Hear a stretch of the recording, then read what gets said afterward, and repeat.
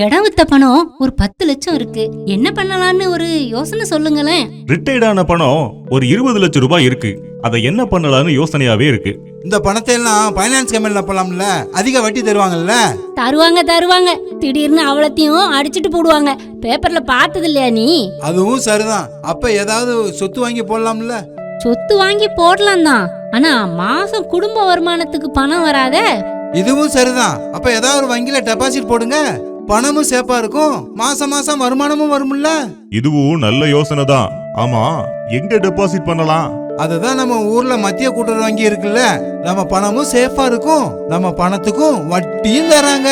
எல்லா வணிக தனியார் நிறுவனங்களை விட அதிக வட்டி நம்ம அரசு வங்கி, நம்ம ஊர் வங்கி, நமக்கான வங்கி 8% அதிகப்படியான வட்டி தர்றாங்க. அதிலேயே டெபாசிட் பண்ணிடலாம். அப்போ அங்கேயே டெபாசிட் பண்ணிடலாம். நம்ம வங்கி தூத்துக்குடி மாவட்ட மத்திய கூட்டுறவு வங்கி.